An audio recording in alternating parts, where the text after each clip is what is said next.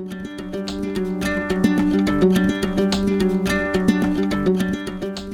everyone. We're so excited to be here to talk about gut health with you today. Talk about the gut-brain connection and what is going on with that brain of yours and that gut of yours. So, why do we care about gut health?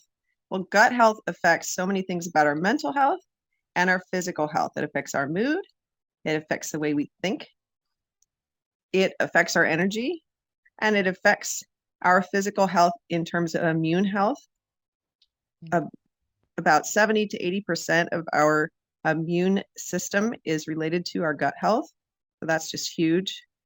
Hormone health, how our hormones are balanced or not balanced affects how we feel, obviously, and how our day goes, as we know.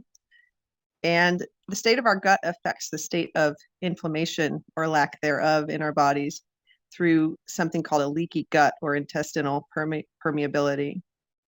Truly, our microbiome is our own little internal ecosystem, a control central for so much that goes on in our bodies. Our hormones, like you said, are made there. That's where they start.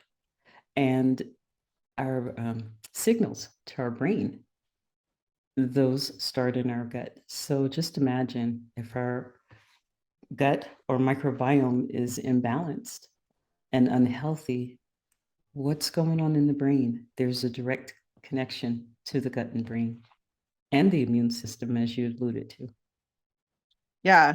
So how would we know if something is going on with our brain that's possibly connected with our gut? Oh, symptoms? The symptoms are very broad, but we should pay very close attention to it because oftentimes we can mistake some of these symptoms as just natural aging, and it may not necessarily be. So things like brain fog, or there's a term called fibro fog, right? That many of us are familiar with, swollen glands, hair loss. Hair loss is not always just aging. Change in weight, extreme fatigue, infections, random, multiple, persistent infections. We should really be taking a close look at that. Joint pain, muscle pain, shortness of breath is actually a symptom of an imbalanced gut. Our nails tell a big story. Vertical ridges in our nails, thick yellow nail beds, rough and dry cuticles are all symptoms of an unhealthy gut. Isn't that interesting? How much information we can get just by looking at our nails? I forgot the skin as well. Mhm. Our bodies tell so much. We just need to slow down and really, really give attention to ourselves. Absolutely. Yeah. So I'm going to talk about a couple ways we could take care of our gut. There are multiple things that can um, disturb the gut microbiome and also the intestinal lining. And some of those would be medications, including antibiotics, but also prescription and over-the-counter medications, ibuprofen in particular, and antidepressants. Ironically enough, a lot of us go to our doctor to get help with our moods, difficulties with, serious difficulties with our moods. And sometimes antidepressants can really disturb that gut lining. Pesticides can disturb the environment of the gut, particularly glyphosate is really hard on the gut lining and the balance of the gut microbiota, the good versus the bad.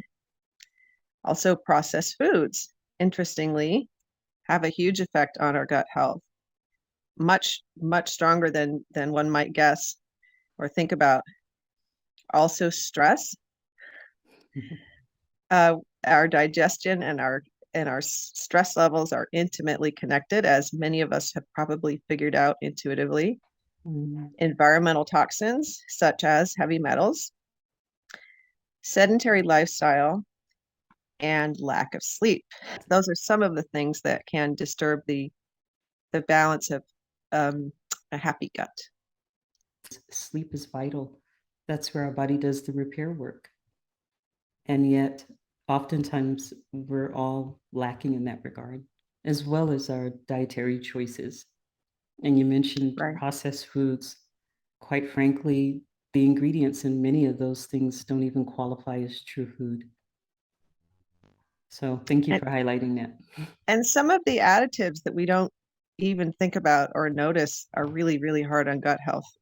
Artificial sweeteners are one that Yes. a lot of people don't realize can really, really disturb their gut health. Food And color. food coloring and things like carrageenan and different additives that they put, emulsifiers, different things that are put into our just regular foods. Yes. So it's important to look at that. And then of course, good nutrition and getting adequate nutrients um, is extremely helpful too. But a healthy gut will help you absorb all the nutrients that you're taking in. That's so true. Really glad that you're highlighting the nutrition because a plant-strong diet is so vital for a healthy gut. A diet low or devoid of the processed foods is so valuable because leaky gut happens when, like you mentioned, when that lining becomes so frail that undigested food and toxins are leaking truly into our blood system and our bodies don't know what to do with it. So they go into attack mode, right?